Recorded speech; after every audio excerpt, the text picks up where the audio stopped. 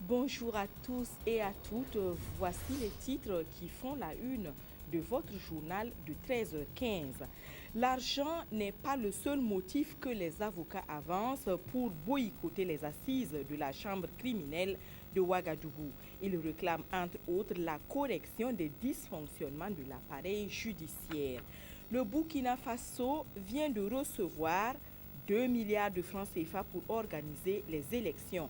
Cet appui vient de la France avec qui le pays des hommes intègres a signé un accord ce matin. Merci d'être présent à ce rendez-vous de l'actualité sur la télévision du Burkina. Bon appétit à vous qui êtes à table. Le barreau du Burkina est monté hier au créneau pour donner les raisons de son refus de participer aux assises de la chambre criminelle de Ouagadougou. Les avocats réclament non seulement le relèvement de leur prise en charge de 100 à 300 000 francs CFA, mais aussi le jugement sans condition des dossiers impliquant des magistrats. Retour sur la conférence de presse avec Draman Guéni.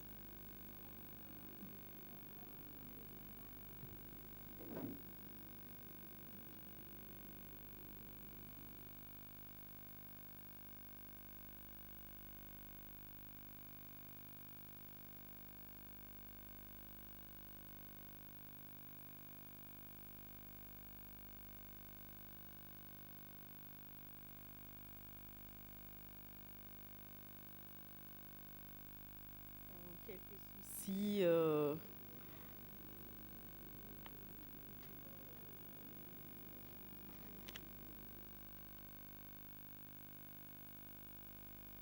Des assises criminelles. Le refus des avocats d'assister les accusés lors des assises criminelles n'est pas lié à un quiproquo ou à l'argent. C'est un faux problème selon le barreau. Sorti donner sa version des faits, les avocats estiment que ce refus est la résultante d'une longue lutte qu'ils mènent contre des dysfonctionnements de l'appareil judiciaire. Depuis décembre 2013, puis en février 2014, en juin 2014 et en janvier 2015, nous avons attiré l'attention et nous avons dit que le barreau ne va plus participer à une parodie de justice. Les avocats estiment que 100 000 francs, ça ne couvre pas leurs frais. Deuxièmement, nous avons dit à cette Assemblée générale qu'il faut mettre fin à cette situation inacceptable au tribunal correctionnel de Ouagadougou, qui est de dire que les détenus qui sont assistés par les avocats, leur dossier ne va pas passer. L'autre problème décrié par le barreau est la non-ouverture des dossiers impliquant des acteurs de la justice. Il y a des dossiers qui concernent des acteurs de la justice, pour ne pas dire simplement des magistrats. Nous avons écrit, nous avons dit, il faut juger ces dossiers-là. Mais on ne peut pas avoir deux poids, deux mesures. Tous les citoyens doivent être sur le même pied d'égalité. Pour l'heure, le barreau reste campé sur sa position. Aucun avocat ne va défendre un accusé aux assises criminelles tant que les revendications formulées ne trouvent de suite favorable. Et les conséquences sont là. Les jugements des accusés des cours d'appel sont reportés sine die. Toute autre chose à présent, les structures impliquées dans l'organisation des élections au Burkina Faso peuvent pousser un ouf de soulagement. La France vient d'apporter 2 milliards de francs CFA au budget du scrutin. La signature de convention a eu lieu ce matin même à Ouagadougou. Estelle Judith Aksogba reviendra sur les faits dans nos prochaines éditions. Cap à présent sur Gawa, dans le sud-ouest, où le Parti pour la démocratie et le changement est présent. La direction du PDC y est allée à la rencontre de ses militants et sympathisants de la zone. Pour cette première dans le sud-ouest, Saran Séré Sérémé est aussi allé à Diebougou, le point des sorties avec Christophe Da.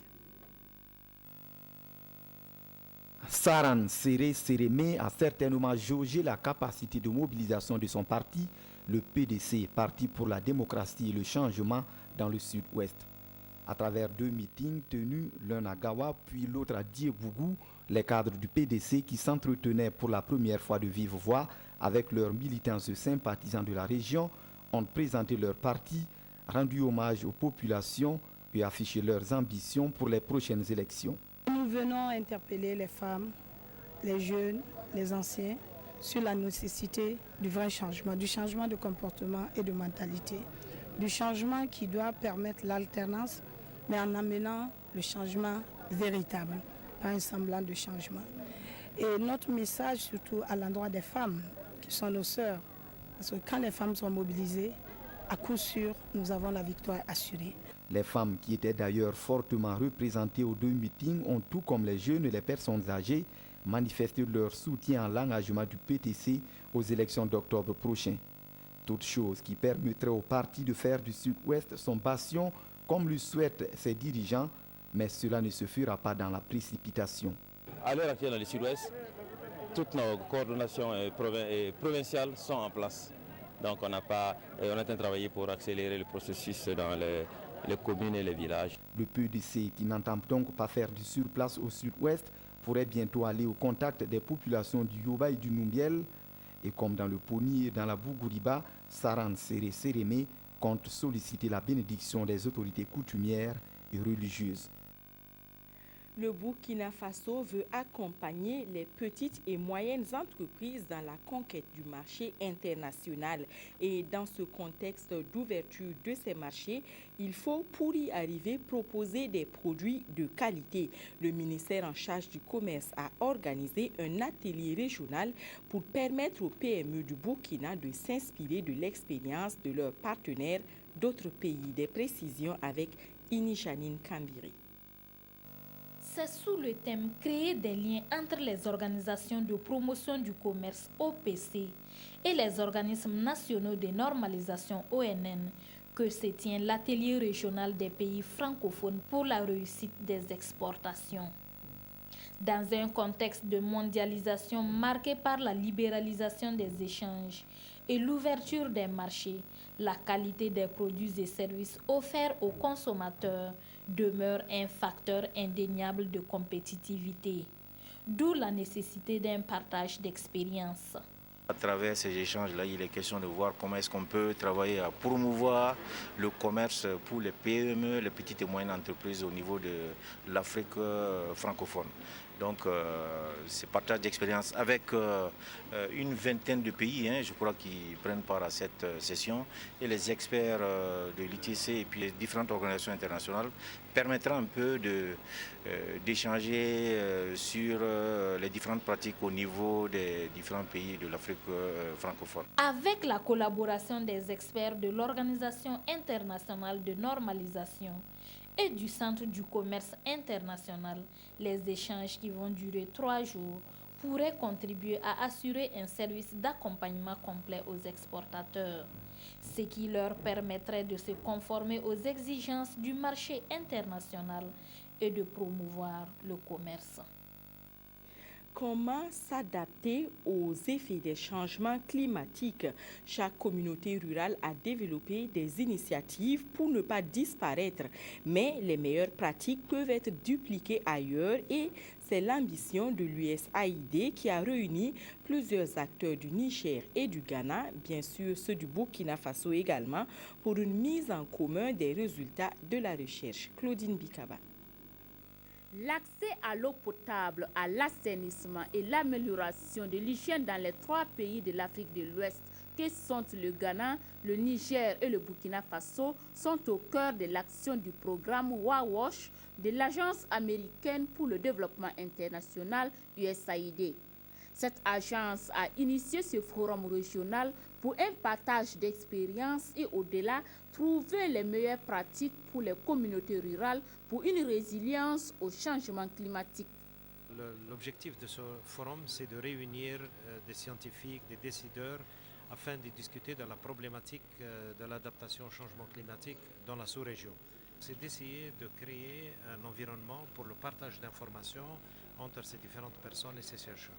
Le deuxième objectif, c'est de voir quelles sont les technologies, quelles sont les approches, les méthodologies et les moyens qui sont actuellement utilisés dans ces pays afin de partager cette information entre les différents participants.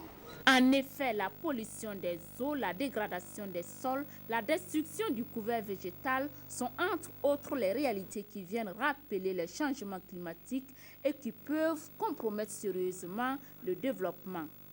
Vous savez, les changements climatiques, ce n'est pas un phénomène nouveau.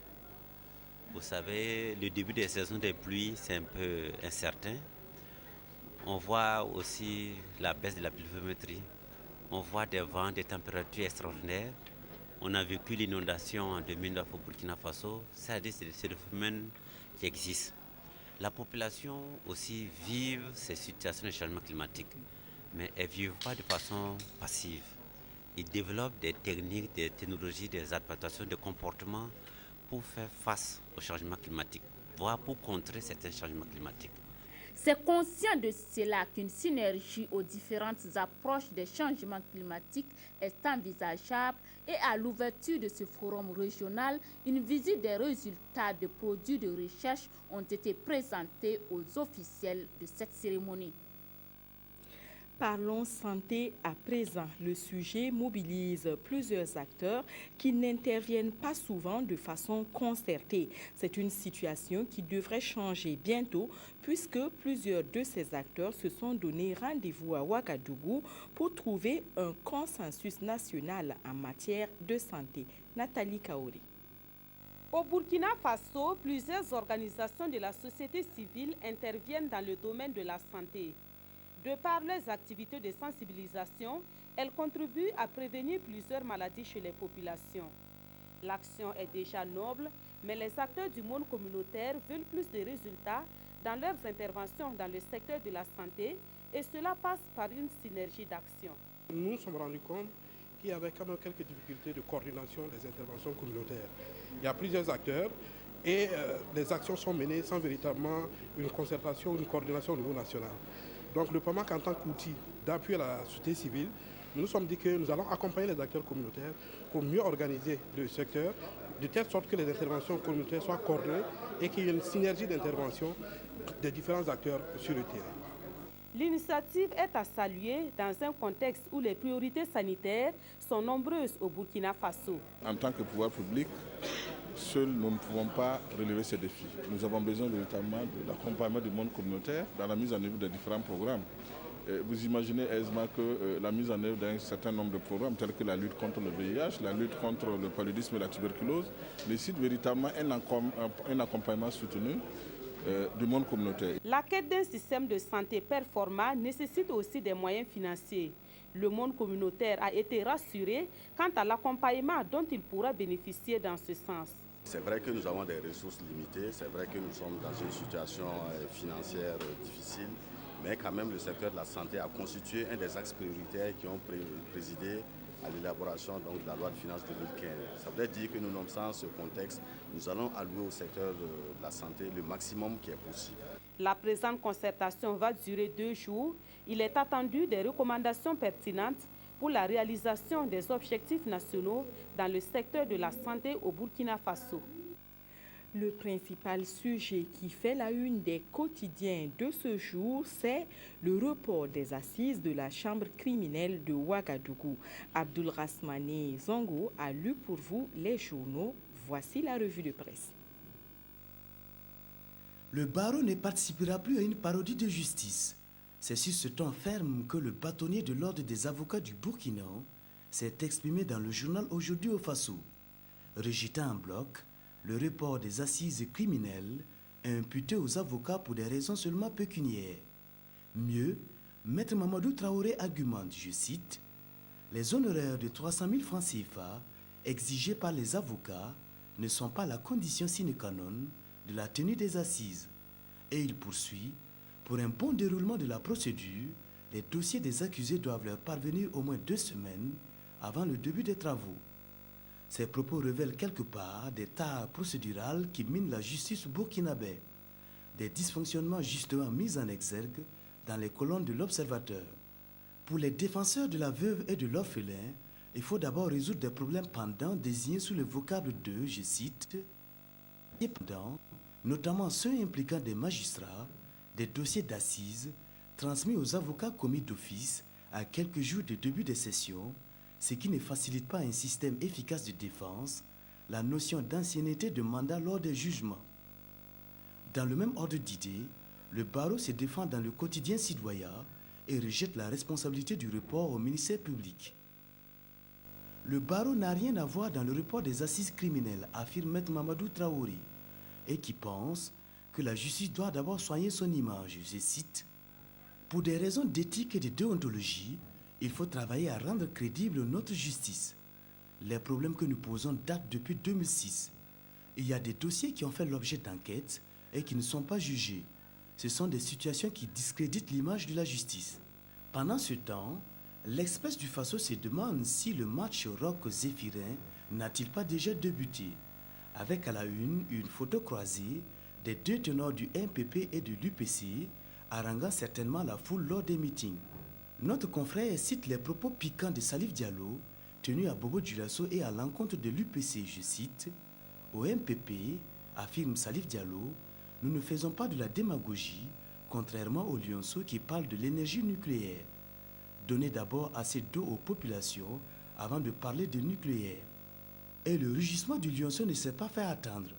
D'abord, l'UPC, suite à l'arrestation des anciens caciques du pouvoir déchu de Blaise Compaoré, avait dénoncé ouvertement ce qu'elle appelle des arrestations sélectives, avant que son président Zéphirin Diabré rétorque de la sorte, je cite, « Ce qui vaut pour le voleur noir vaut pour le voleur teint clair. Le match électoral avant le grand match du 11 octobre ne fait que commencer. » C'est tout pour cette mi-journée. Merci d'avoir suivi ce journal. Je vous retrouve demain.